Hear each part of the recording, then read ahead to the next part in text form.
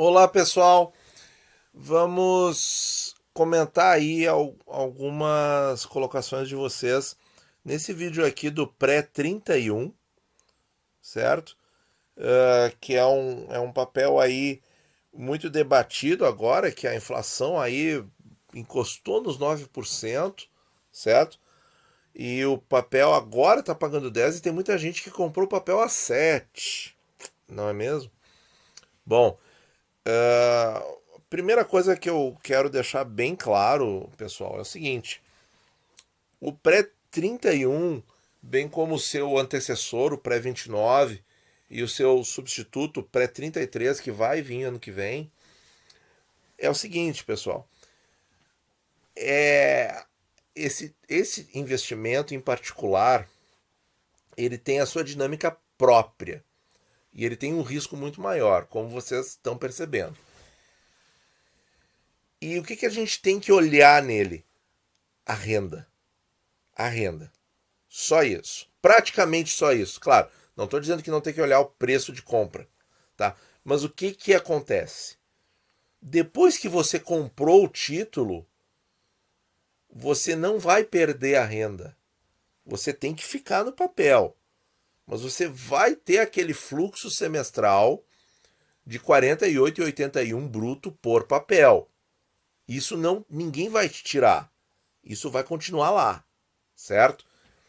Não interessa se você pagou 1.250 no papel ou se você pagou 1.008. Não interessa. Claro, quem pagou 1.008 comprou o título bem mais barato, vai estar remunerando o seu capital muito melhor do que quem comprou a 1.250. Mas quem comprou a 1.250 vai receber a renda e vai poder aplicar melhor essa renda. Esse é o ponto. E eu vou bater sempre nessa tecla. Esse é o ponto, certo? A gente, assim, da maneira que eu vejo o investimento, isso é bem pessoal, certo? O IPCA 31, o pré-31 e qualquer prefixado com juro, porque depois eles vão mudar o prazo, se você não vai reinvestir, nem entra. Nem entra, certo? Pelo risco da inflação. Agora, se você vai reinvestir, bom, aí dá para pensar em entrar, certo? E aí tem esses comentários aqui que eu quero, de repente, fazer as continhas com vocês para ver, compartilhar aí alguns pensamentos. O Oliver, quando esse papel, quero comprar esse papel quando bater 12% nas eleições, eu acho isso bem possível. Concordo, concordo. Somos dois que vemos, mas acho que esse ano bate os dois. É possível, eu acho menos provável, mas é possível. Temos histórico recente com essa taxa? Sim, 2018. 2018 ele esteve nesse patamar aí. Será que chega a 12? Ah, pois é. Não tem como saber, né? De novo, né? A parte fracionado, tá? E a Patrícia deve bater 15 antes das eleições do jeito que anda. Não sei. Já atingiu 16%, tá, gente? O prefixado 25 ou 27 com juros semestrais em 2016 atingiu 16%. Mas era uma época em que nós tínhamos Tesouro IPCA, IPCA mais 7,8. Então, as coisas são bem diferentes. Vamos tentar fazer a continha aqui para ver quanto seria o preço do papel a 12%.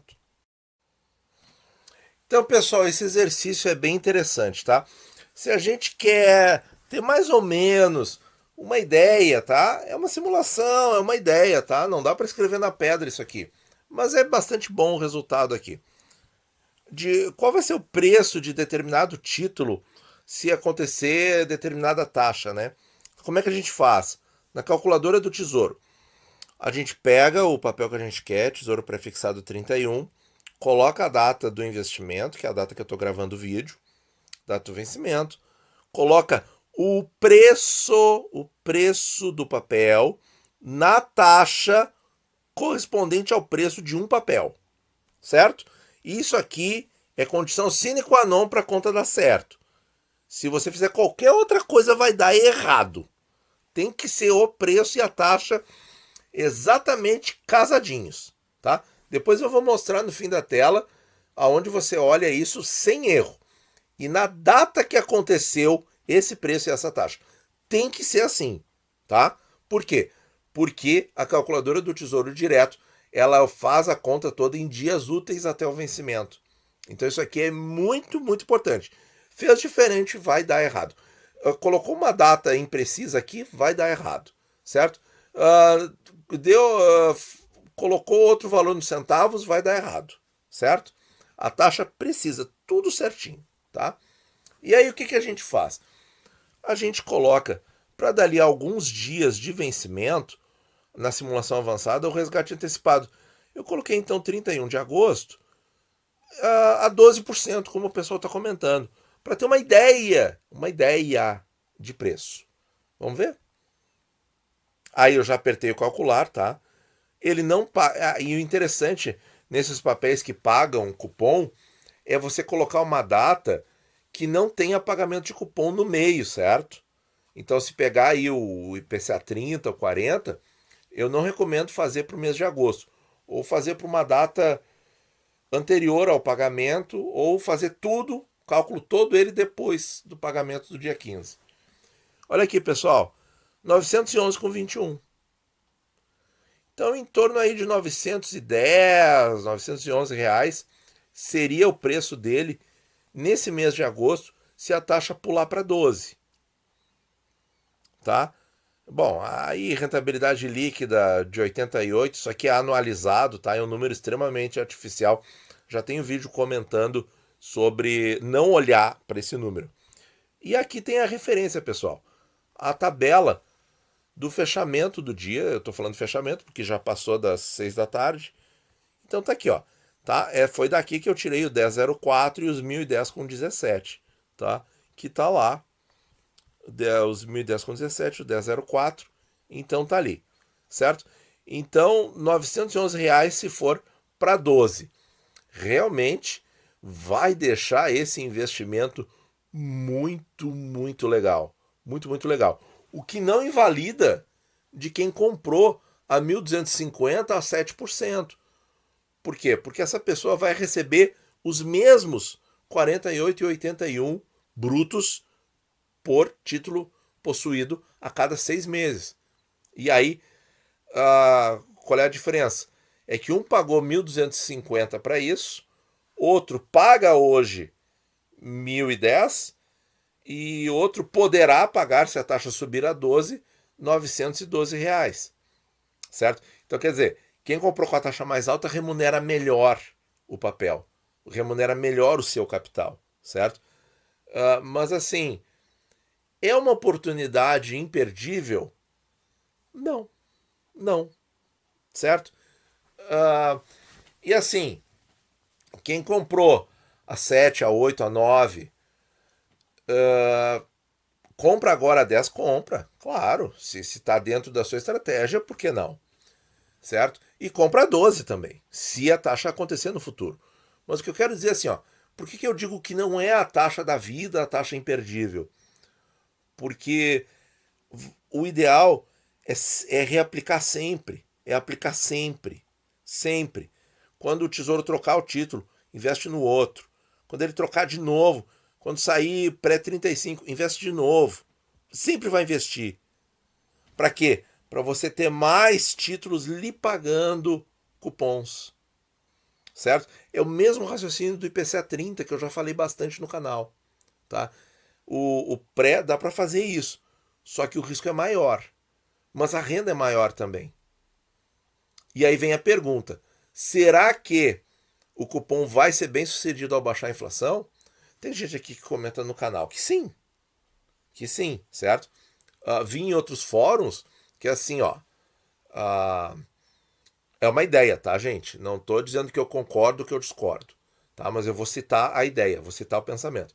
A pessoa, num outro fórum lá que eu vi, falou o seguinte: a inflação vai baixar e vai dar certo porque o cupom errou ao baixar demais a Selic para 2%.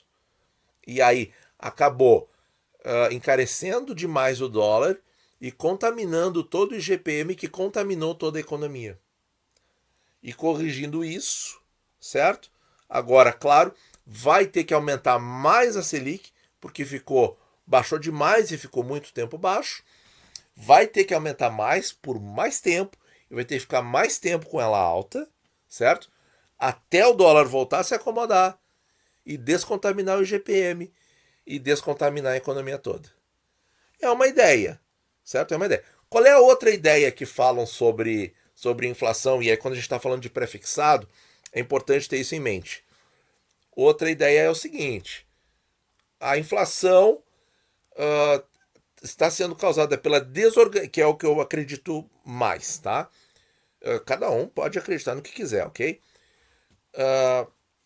A inflação vem de uma economia em que as cadeias de produção foram desorganizadas, o trabalho foi desorganizado, a vida em sociedade foi desorganizada por um grave problema de saúde, certo?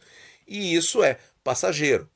Só que esse passageiro pode levar 2 a 3 anos para resolver, certo? Mas a base da economia mundial não mudou.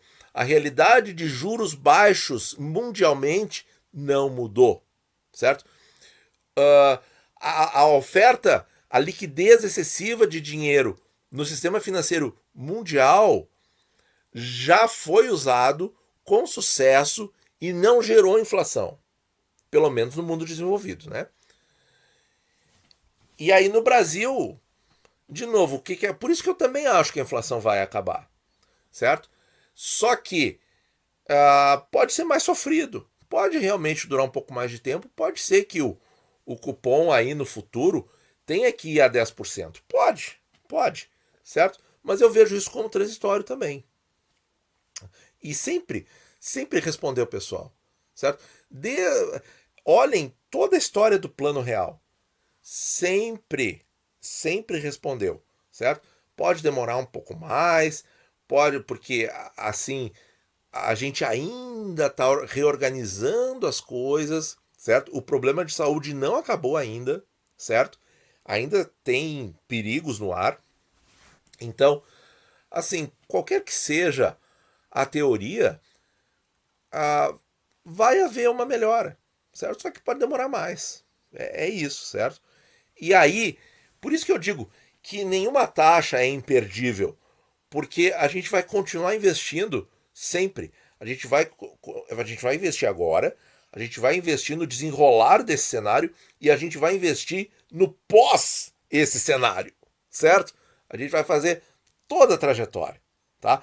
Agora, é claro, quem tá ali na espreita, né? Não, eu vou esperar quando chegar a 12% e tal. Boa sorte. Se chegar, você vai fazer um baita investimento. Mas pode ser que nunca chegue, né? É completamente imponderável, né? Não tem argumento, né? Não tem o que dizer se vai chegar, se não vai chegar. Cada um tem a sua estratégia, né? E isso é que é muito legal no investimento, certo? E aí tem o Alex, aqui ó, o Alex fez algumas perguntas muito interessantes aqui, ó. Vamos dar uma pensada aqui, ó. De novo no pré-31. Muito esclarecedor. Obrigado. O único problema é que esse título não vai parar em 10%. Ok, não tem problema. Isso é mercado. E o valor do título vai continuar derretendo. Dúvida? O Tesouro não poderia tirar esse título do rol para evitar o derretimento? É que não evita, né? Não evita, certo?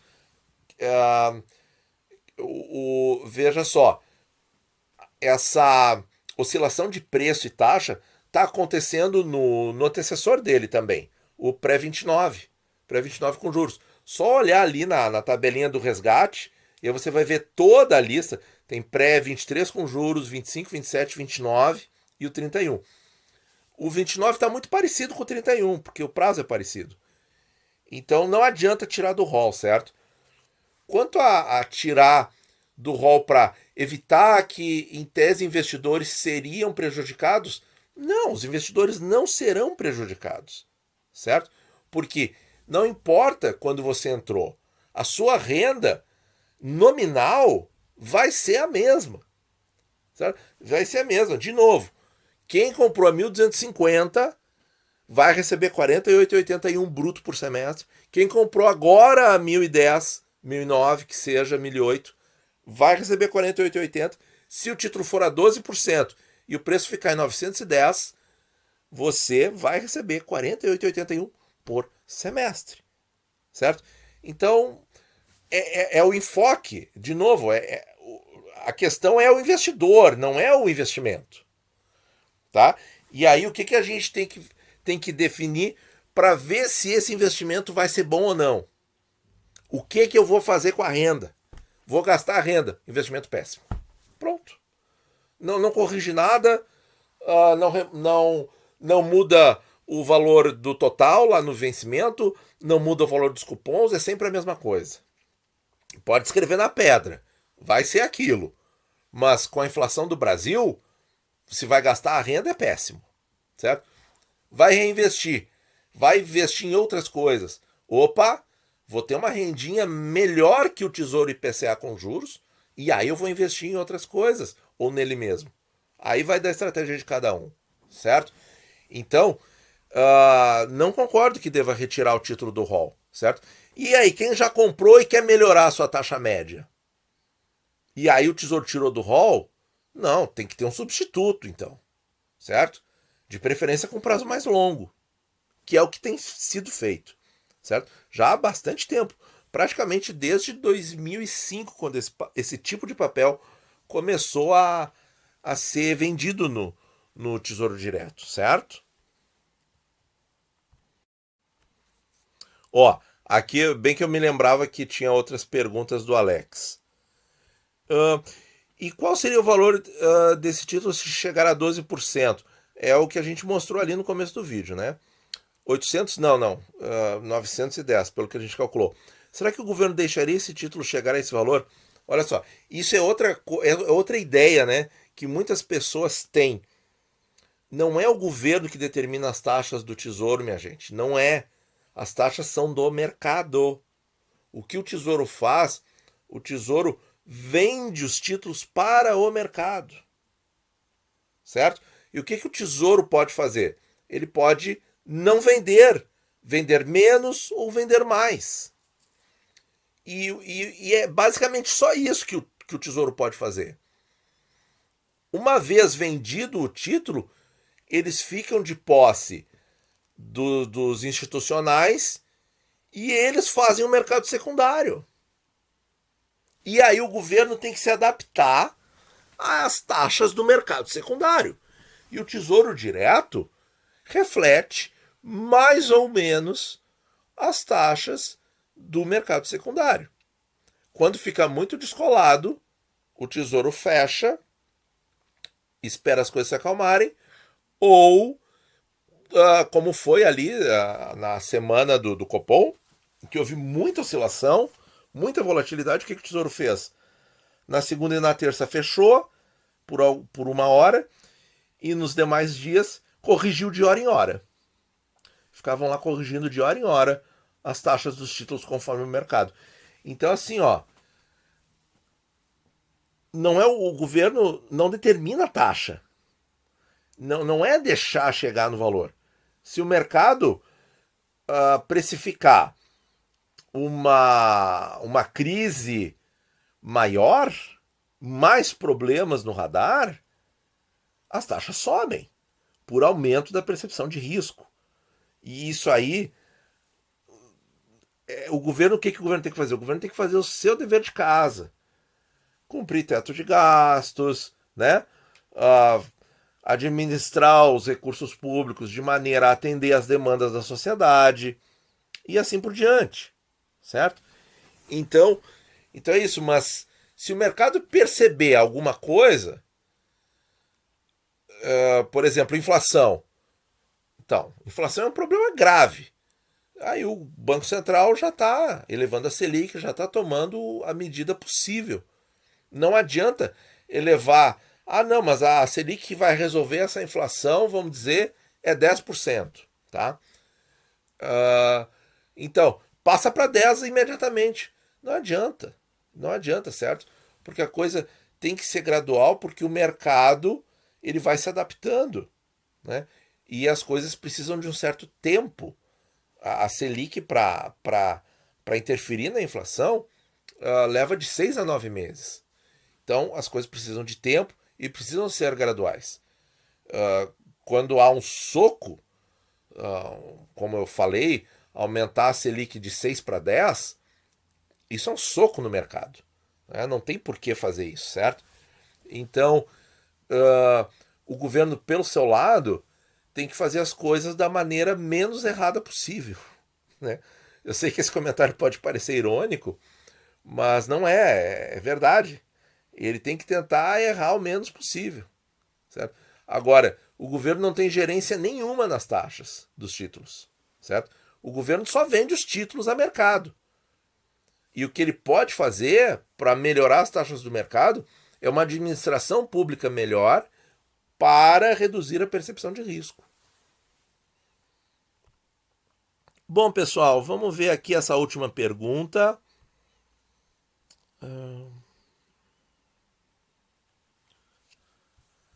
A Gislene. Uma vez que o título pré-fixado valerá 1.000 no vencimento, podemos entender que o pré-31 chegou no valor mínimo quando atingiu 1.009 ou a possibilidade dele chegar a valer menos de 1.000?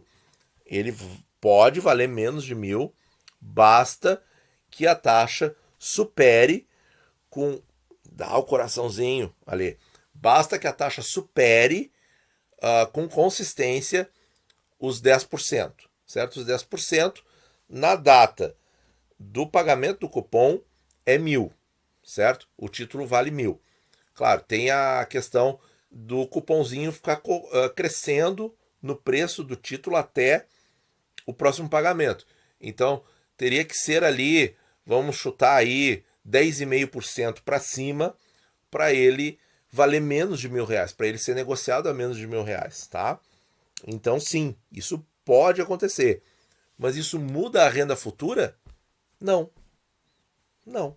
Só que, claro, quem comprar a menos de 1.000 vai estar comprando melhor do que quem compra hoje. Assim como quem compra hoje comprou melhor do que quem comprou a 1.200. Assim como hoje, nós estamos comprando pior do que quem comprou lá em 2016 a 16%. Certo? Então, pessoal, tudo depende do momento econômico que a gente está vivendo, certo? E o pré-fixado, a gente tem que ter a noção seguinte. Ele é assim, ó. Ele passa tudo, certo? Ele deixa passar tudo. É como um carro com uma suspensão horrível, certo? Deixa passar tudo que é buraco da rua, tudo que é irregularidade da rua. Uma suspensão ruim transmite para quem está dentro do carro, certo? Então, o pré-fixado é isso. Ele te transmite tudo. Ele transmite tudo, certo?